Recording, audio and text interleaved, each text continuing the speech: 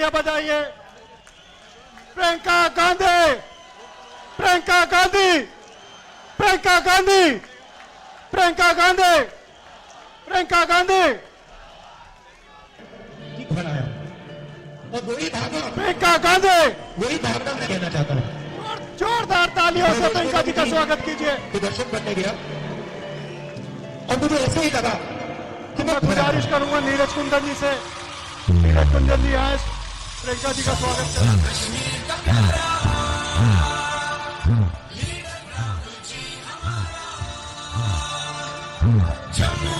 धन्यवाद। म्यूजिक बंद। साथियों, सबसे पहले मैं दिल की गहराइयों से मैं अपने बिश्नाह वासियों की तरफ का अपनी मैडम श्री प्रियंका गांधी हुंदा धन्यवाद करना चाहूंगा कि आज वो सारी बिश्नाह की धरती में सारे बिच आए। साथियों, सब तो पहले मैं तुम्हारा सारे हाथ जोड़िए शुक्रिया करना और वोट बेशक एक तरीक पौने ने पर मैं तुम्हारा कर्जदार जरा अज को तुम्हारा कर्जदार हाँ कि तुसे सवेरे 10 बजे तो लेइए और 4 बजे रहने 4 बजे तक तो है भुखे पाने धुप में तुसे सारा इंतजार किया। मैं तुम्हारा पूरी उम्र वास्ते गुजरदार हाँ। साथियों, 1 तरीक की इलेक्शन है, समय बड़ा घट है, 4 दिन रह गए ने खाली इलेक्शन दे। मैं खाली 2 मिनट जब अपनी गल खत्म करगा कि तुसे सारे 4 दिन नीरज कुंदन बनिए जड़ा काम करना। बाकी मेरी माता रानी की कृपा की थी। 1 साल मेरी उम्र हो, 2 साल हो, 40 साल उम्र हो तो ऊपर जरिए मैं नशावर कर मैं उन समय वेस्ट नहीं करगा क्योंकि तुसे सवेरे 10 बजे खड़ोते हो। मैं आमंत्रित करगा अपनी मैडम श्री प्रियंका गांधी और मंच पर थोड़े विच गल कर। शुक्रिया। माला लेके सारे स्वागत। मैं नीरज कुंदन से कहूंगा प्रियंका जी का स्वागत करें।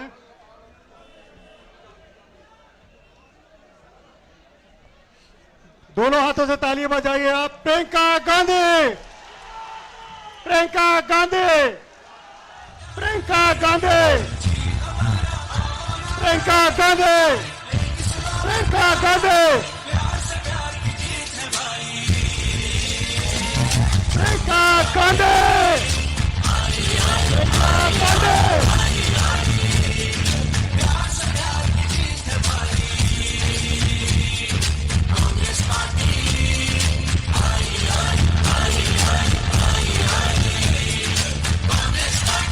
का आपको बेसब्री से इंतजार था। हमारी सामाजिक न्याय की प्रता सामाजिक योद्धा आदरणीय प्रियंका गांधी जी को मैं आमंत्रित करता हूं बुलाने के लिए। जोरदार तालियों से आदरणीय प्रियंका जी का स्वागत कीजिए।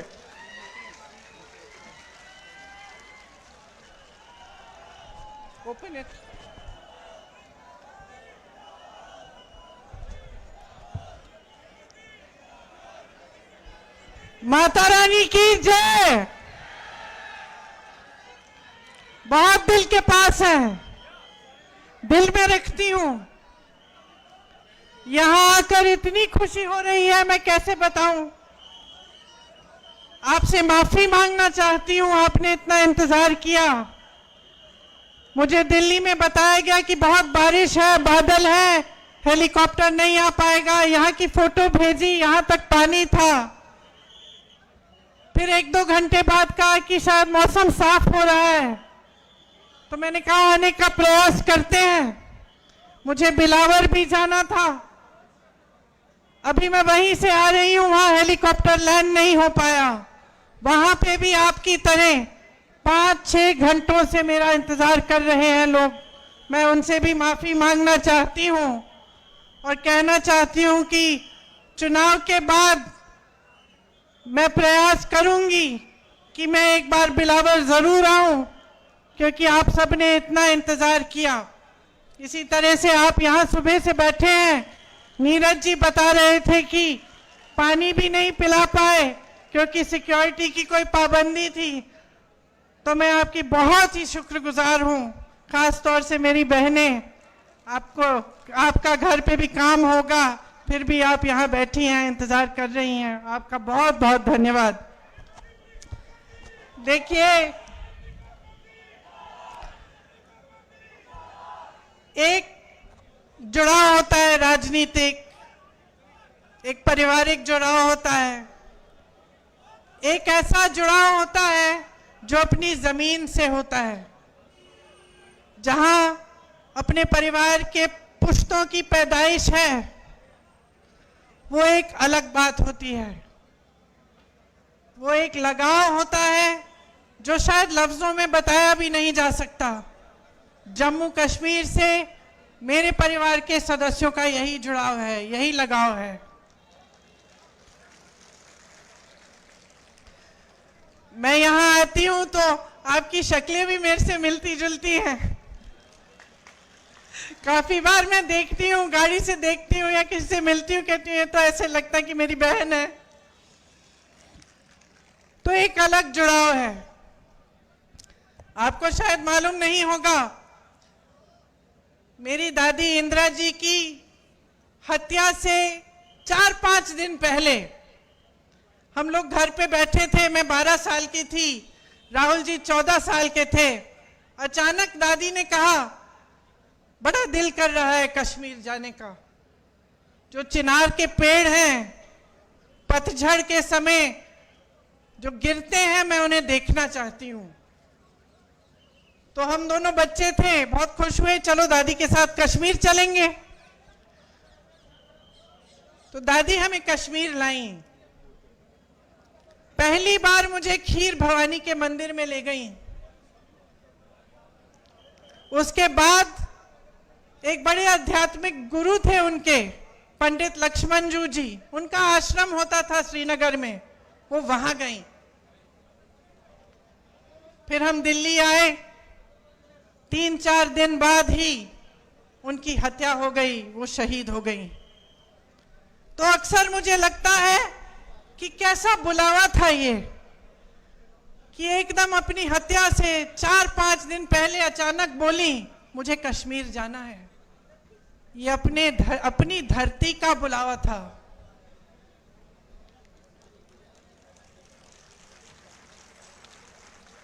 ये माता का बुलावा था कि वो खीर भवानी गई। पहली बार अपने दोनों पोती पोती को वहां ले गई। और उसके बाद से जब भी मैं श्रीनगर जाती हूं, मैं जरूर खीर भवानी माता के यहां जाती हूं और अपनी दादी को याद करती हूं। दरअसल ये देश का शिखर है। प्रकृति ने आपको सब कुछ दिया, सुंदरता, संसाधन, बड़े बड़े आध्यात्मिक गुरु जो यहां से चले और सिर्फ अपने देश भर में नहीं लेकिन दूसरे देशों तक गए और धर्म की बात की, अमन चैन की बात की। आपके पास सब कुछ था, एक धार्मिक परंपरा, जैसे मैंने कहा, प्राकृतिक सुंदरता, संसाधन। और शायद ये दुनिया का तरीका है, दुनिया का स्वभाव है कि जब किसी के पास सब कुछ होता है तो जिसकी नीयत ठीक नहीं होती है वो उसे छीनने की कोशिश करता है, उसका इस्तेमाल करता है।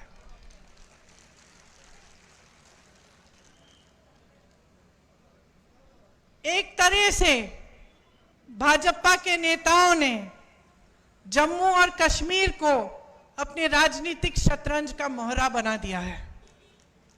यहां के लिए नीतियां नहीं बनती,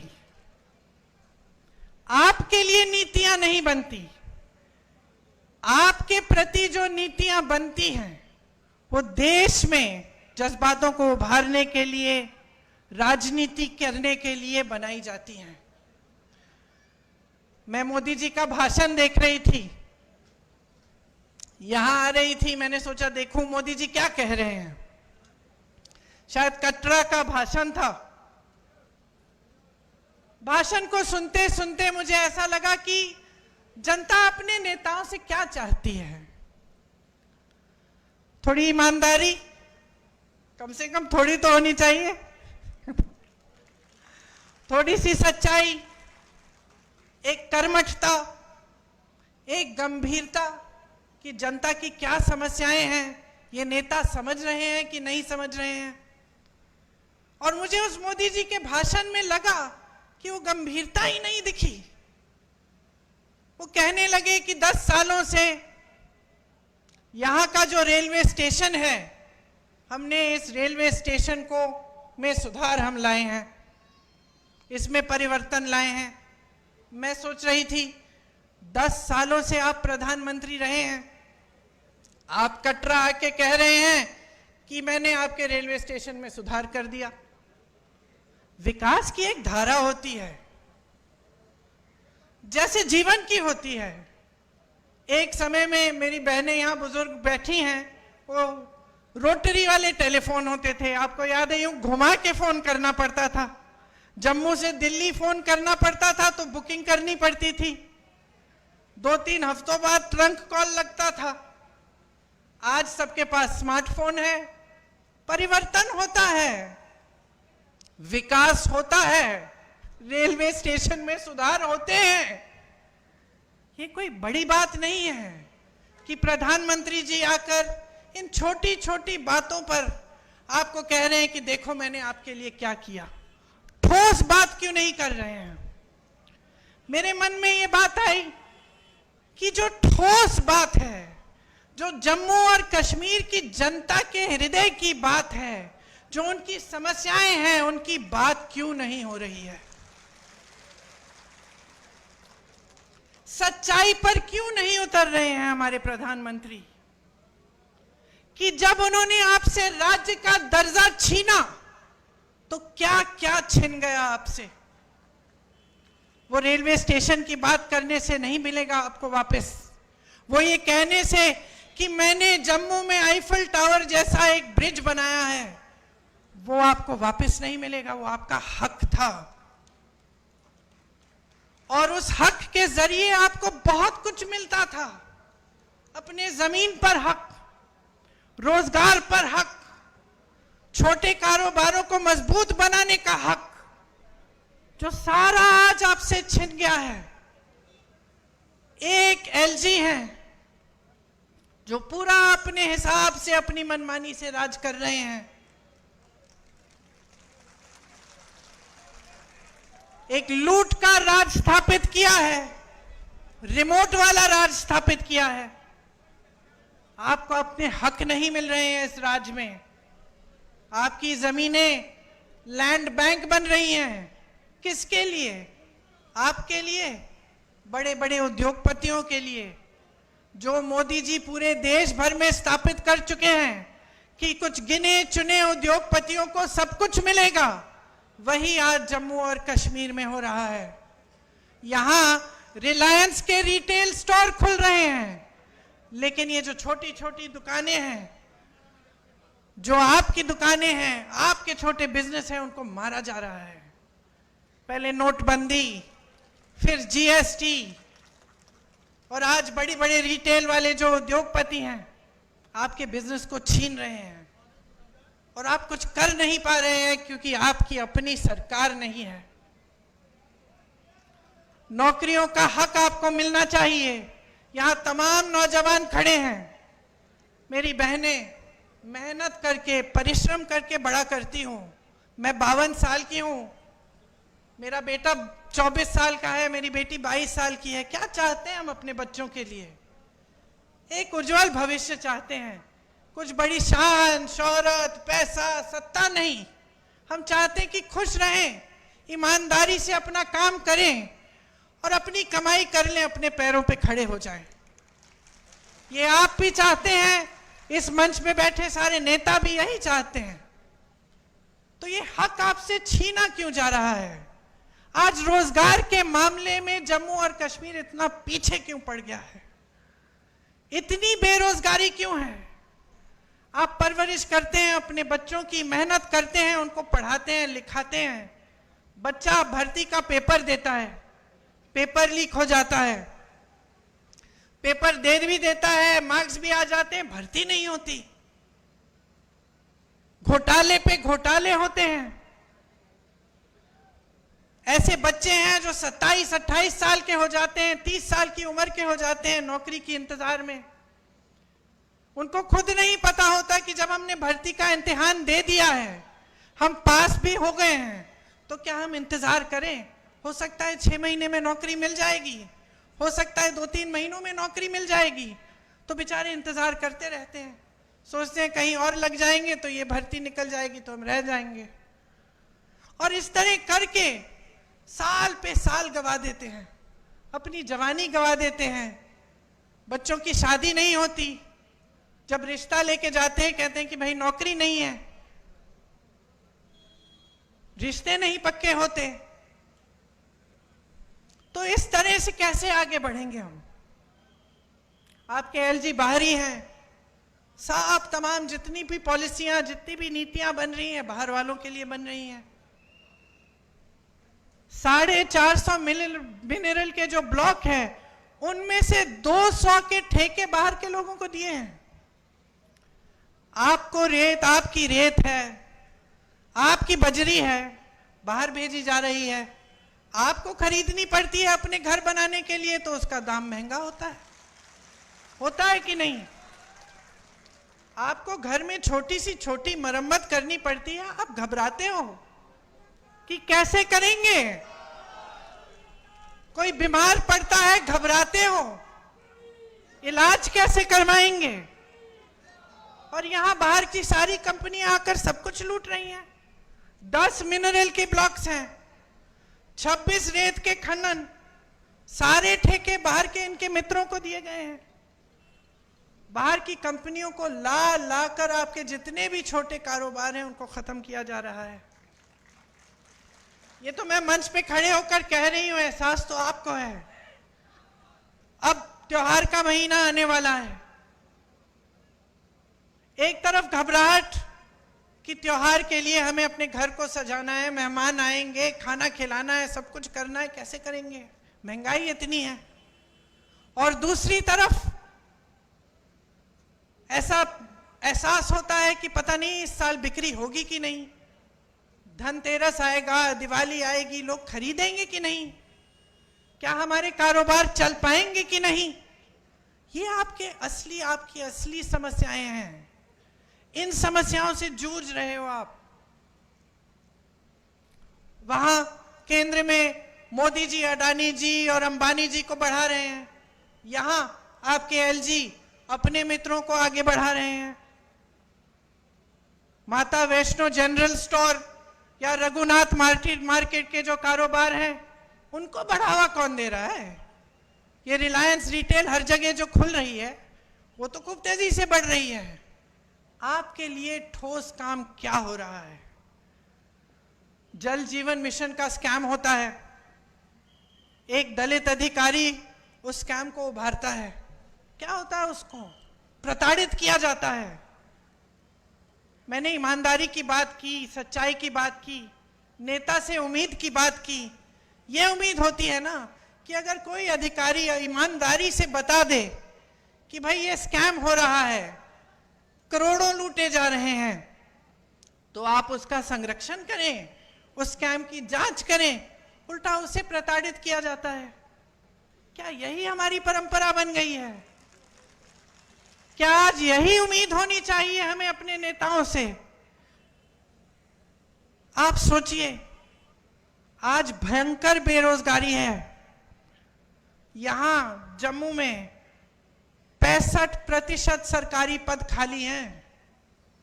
आप यहां बेरोजगार खड़े हो, नौजवान, हाथ उठाकर अगर मैं पूछूं कि किस किस को सरकारी नौकरी मिली है, आप सब बोलेंगे नहीं मिली है। अभी जो चुनाव खत्म हुआ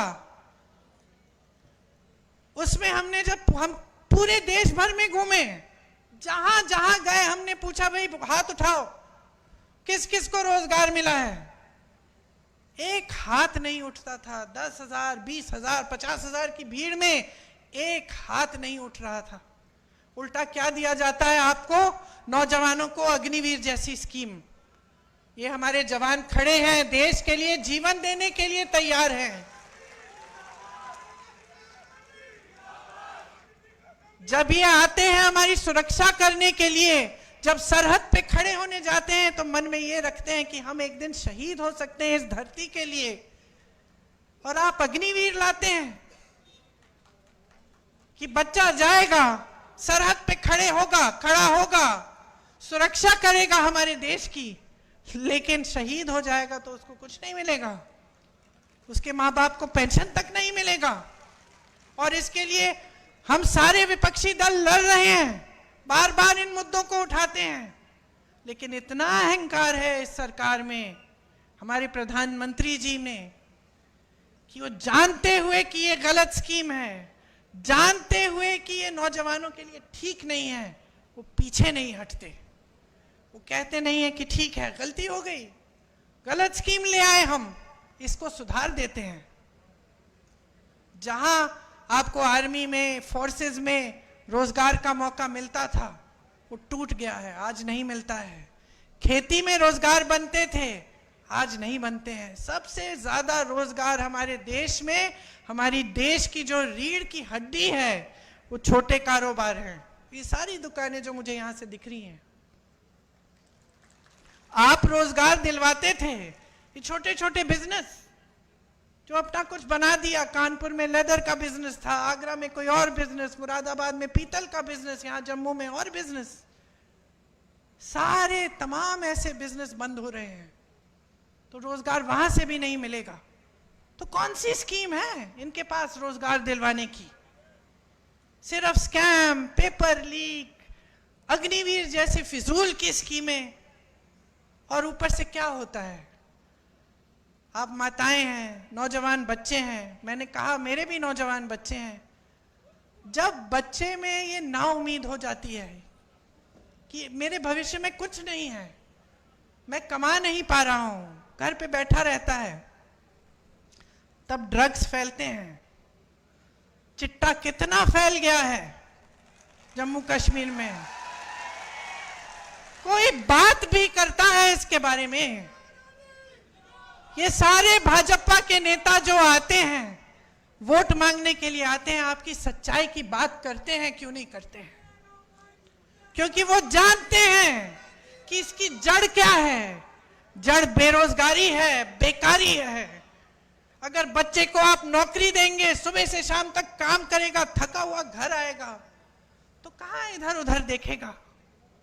लेकिन बेचारा बेरोजगार, बेकार पड़ा रहता है, जो ड्रग की माफियाएं हैं उसके लिए शिकार बन जाता है। तो पूरे समाज में, पूरे देश में, पूरे समाज में, खास तौर से यहाँ जम्मू में, कश्मीर में ये सब फैल रहा है, और इसके बारे में आपके नेता बात भी नहीं करते हैं। आप टोल टैक्स दीजिए, आप स्मार्ट मीटर लगवाइए अपने घरों में,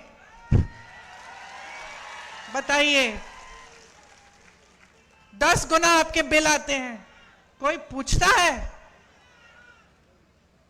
आप जहां भी जाएंगे आपको टैक्स, प्रॉपर्टी टैक्स लगा दी है जो पहले नहीं थी, टोल टैक्स बढ़ा दी है, जगह जगह टोल लगा दिए हैं। स्मार्ट मीटर आप तो जानते ही हैं, आपकी आवाज से पता चल रहा है मुझे कि कितना असर पड़ रहा है आपके जीवन पे।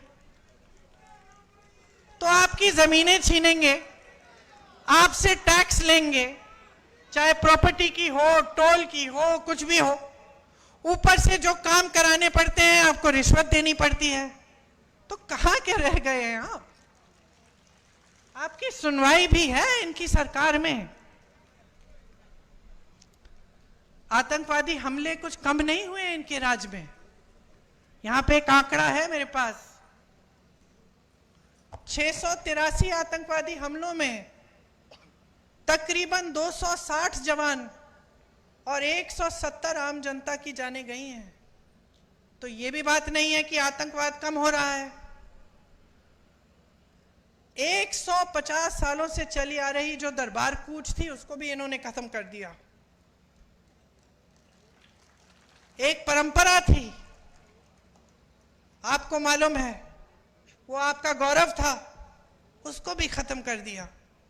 तो ये है आपका नया जम्मू कश्मीर। राज्य का दर्जा आपसे छीना। आपसे जब छीना गया तो आपको क्या क्या बताया गया कि इससे बड़ा फायदा होगा आपका। क्या फायदा हुआ, मैं जानना चाहती हूं।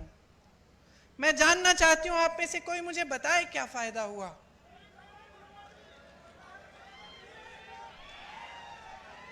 आपसे जो संविधान ने आपको जो सबसे बड़ा अधिकार दिया था, वोट का अधिकार, समानता का अधिकार,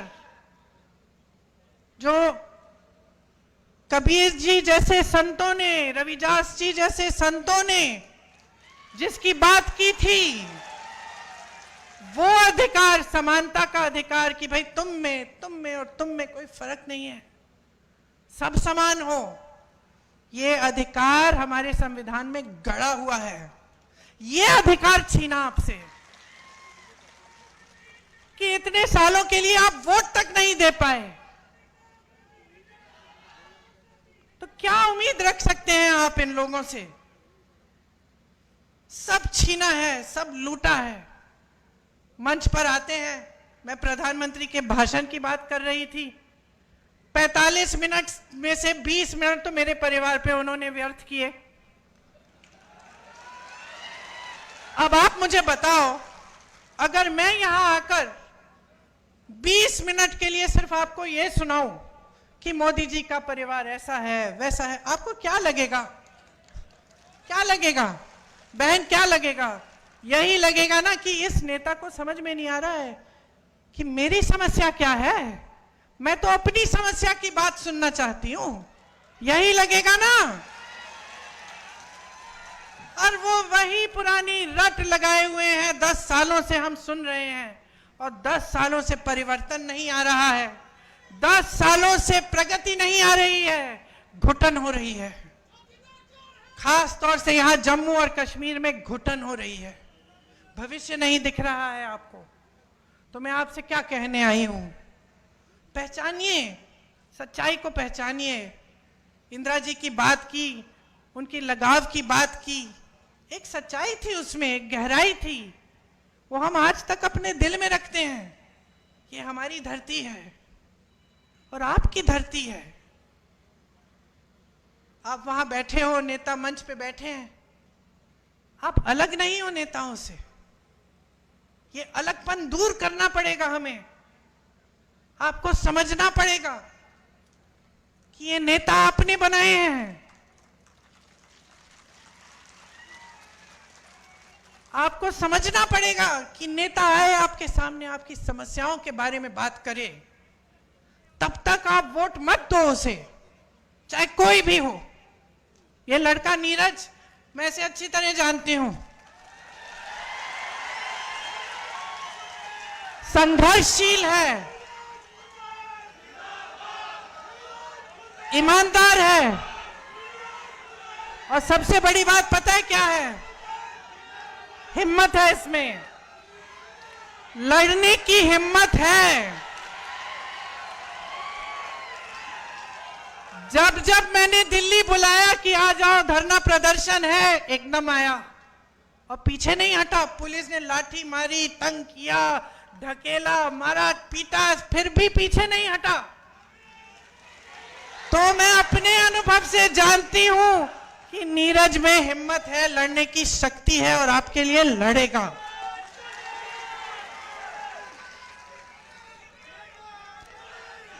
यहां की जो आपकी परंपरा है, महाराजा हरि सिंह जी की जो परंपरा थी, उन्होंने क्या किया? स्वास्थ्य की सुविधाएं देने की कोशिश की, पाठशालाएं बनाई। ये आपकी परंपरा है, सेवा की परंपरा है कि एक राजा भी सबसे पहले सेवा करते थे। ये जम्मू की परंपरा है और ये परंपरा नीरज के हृदय में बसी हुई परंपरा है।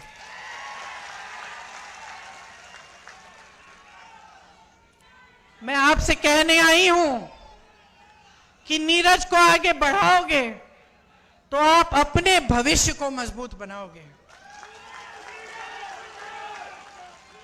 नौजवान है मगर समझदार है, इसमें वो विवेक है जो हर नेता में होना चाहिए कि जनता सर्वोपरि है, मेरे से बड़ी है, ये समझते हैं।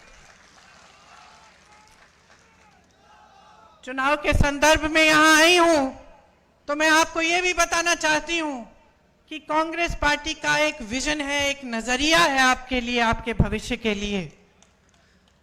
हम आपके राज्य का जो दर्जा है वो आपको वापस देना चाहते हैं। मुझे हंसी आई, देश के गृह मंत्री जी ने एक भाषण दिया यहां आकर कि भाई राज्य का दर्जा वापस चाहिए तो हमें वोट देना पड़ेगा। अरे जब छीना आपने है, ये तो वही बात हुई कि घर के अंदर चोर आया, आपका टीवी लेके चले गया, और फिर चोर कहता है कि टीवी वापस चाहिए तो भाई मेरे से पूछो।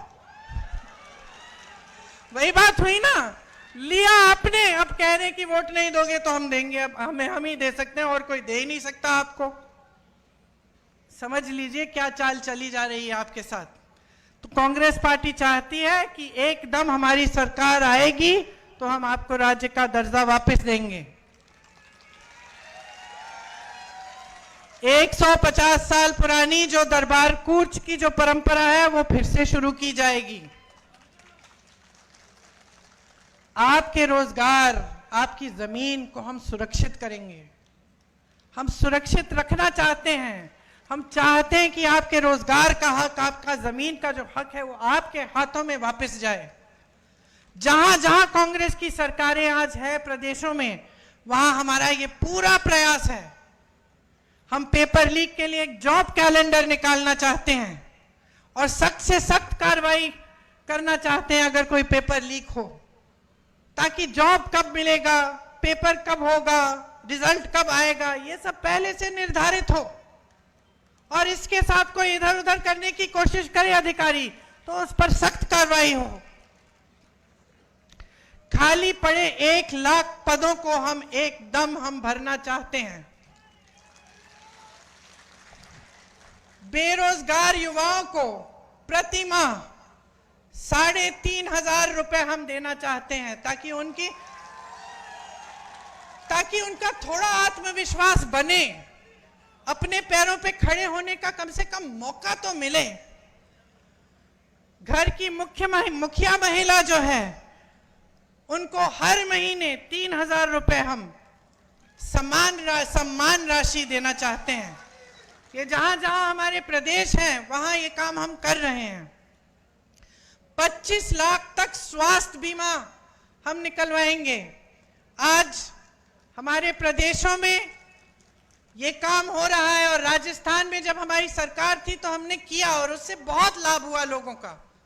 कैंसर के पेशेंट्स का, जो बड़ी बड़ी बीमारियां होती हैं, बड़ी बड़ी सर्जरियां करनी पड़ती हैं, वो लगभग मुफ्त हो गई क्योंकि 25 लाख तक आपका बीमा था। ये स्मार्ट मीटर्स इंस्टॉल करने पर रोक लगेगी। घरेलू और कमर्शियल उपभोक्ताओं के जो पेंडिंग बिल हैं वो हम माफ करवाएंगे।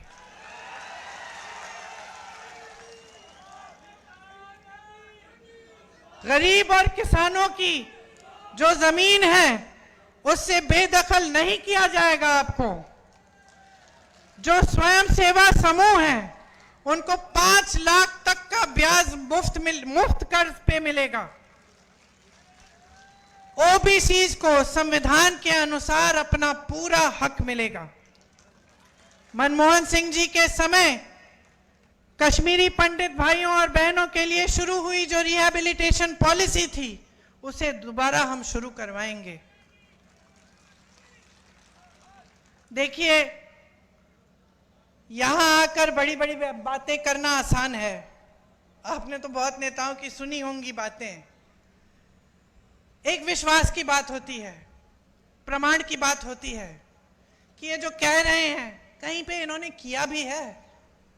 तो मैं चाहती हूं कि मेरी बातों पे ना जाएं आप खुद जांच कीजिए। कर्नाटका में क्या हो रहा है, तेलंगाना में कांग्रेस की सरकार है, वहां क्या हो रहा है, हिमाचल में सरकार है, वहां भी पूरा प्रयास रहता है। केंद्र ने राशि बंद की हुई है। जो आपदा को उनको जो राष्ट्रीय आपदा घोषित करना था उन्होंने किया नहीं। उसकी वजह से हिमाचल में दिक्कत जरूर है, लेकिन जहां जहां हमारी सरकारें हैं वहां वहां हमारा प्रयास पूरा है कि जनता के लिए सरकार चले, कि जनता का पैसा जनता के हाथों में वापस दिया जाए, जनता का हक जनता के हाथों में हो। और यही हमारा यहाँ जम्मू और कश्मीर में प्रयास रहेगा। ये मेरा वादा है आपसे। और मैं एक बार फिर से आपको धन्यवाद देती हूँ कि आपने इतनी ध्यान से मेरी बातों को सुना, वो भी इतना इंतजार करने के बाद। बहुत ही शुक्रगुजार हूँ। आप सबको बहुत बहुत धन्यवाद। और जल्द ही श्राद्ध खत्म होने वाले हैं, नवरात्रि शुरू होंगी, त्योहार आएंगे, उसके लिए बहुत बहुत शुभकामनाएं। आप सब भाई बहन हैं हमारे, आपके बच्चे फूले फले, यही हमारी उम्मीद भी रहेगी। धन्यवाद। जय हिंद।